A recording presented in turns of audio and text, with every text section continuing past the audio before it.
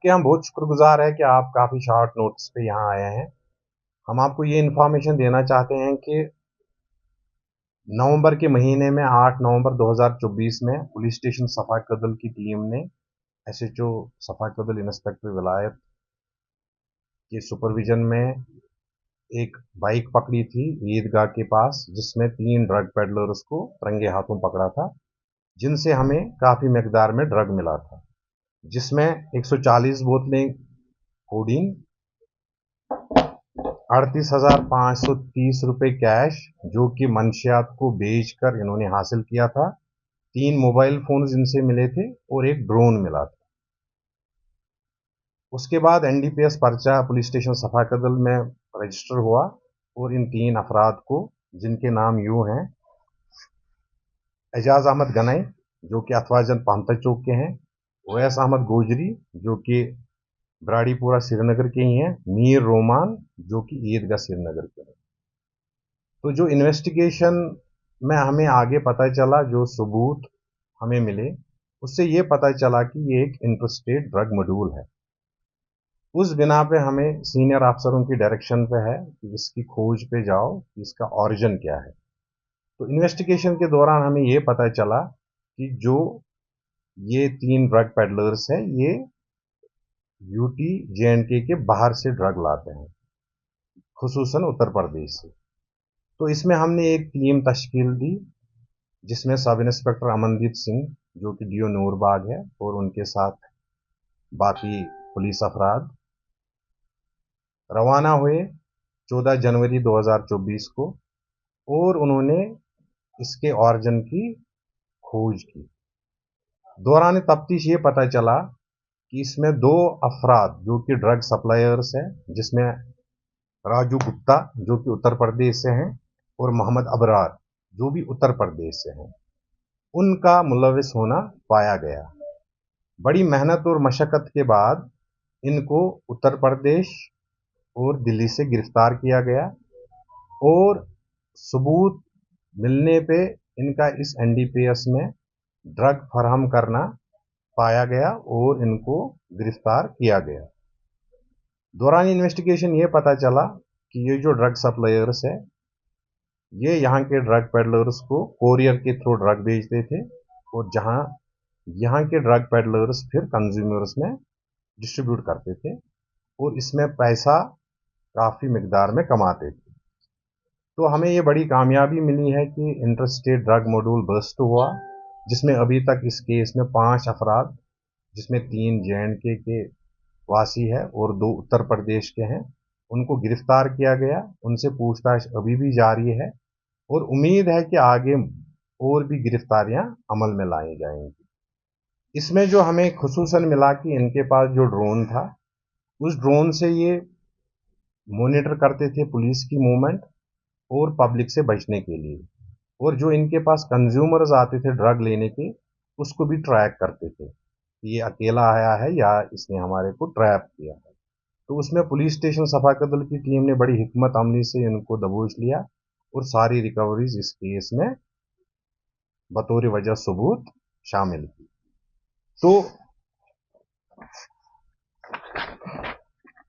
जो further developments है वो ये है कि इनका जो मेन एक बंदा है जो इनके पीछे है, राहुल चौधरी, वो अभी बाहर करनेल जेल में एक एनडीपीएस केस में बंद है।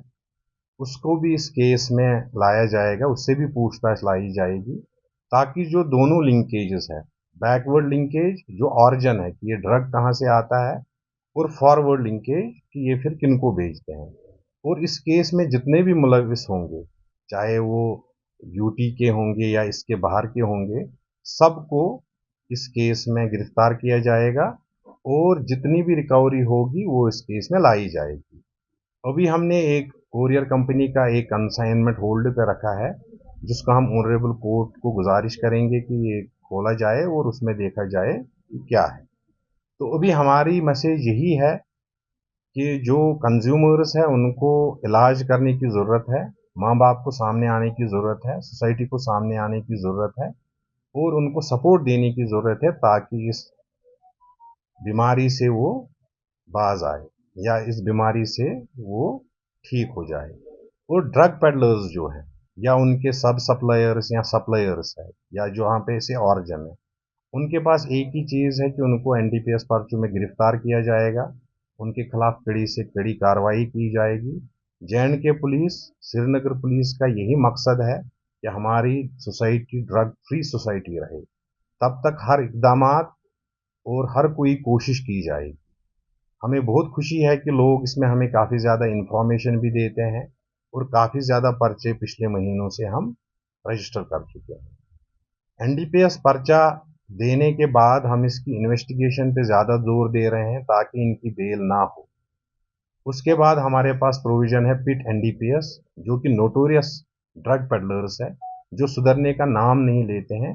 उनको हम डिजिग्नेटेड अथॉरिटी से वारंट ला के पिट एनडीपीएस में 2 साल के लिए भर रहे हैं। तो पिछले कुछ टाइम से हमें काफ़ी ज़्यादा कामयाबी मिली है। इसका सारा श्रेय लोगों को जाता है और इसका सारा श्रेय मीडिया को जाता है। तो J and K police is committed to eradicate this from the society, क्योंकि ये हमारे यूथ के फ्यूचर का सवाल है। Thank you sir. कितनी मुश्किल का सामना करना पड़ा, क्योंकि अगर देखा जाए यहाँ पे डिस्ट्रीब्यूट अगर ड्रग का हो उसको पकड़ना आसान है, और यहाँ से बाहर जाके आप लोग ड्रग पेडलर को, ड्रग सप्लायर को पकड़ते हैं, कितनी मुश्किल का सामना होता है? देखिए, जैसे मैंने आपको बताया कि 14 जनवरी को हमारी पुलिस टीम रवाना हुई। 10 दिन का वक्त इनको लगा इन 2 सप्लायर्स को आइडेंटिफाई करने में, फिर इनको ट्रैक करने में और इनको गिरफ्तार करने में, फिर वहाँ पे कोर्ट के सामने पेश करके इनकी रिमांड लेने में। अभी इनकी इन्वेस्टिगेशन जारी है। मुल्क के किसी भी कोने में जाना पड़े, वहाँ जाके हम सप्लायर्स को लाएंगे, या अगर जे.एंड.के यूटी में कोई ऐसा सप्लायर है जो इससे वाबस्ता है, उसको भी इस केस में लाया जाएगा।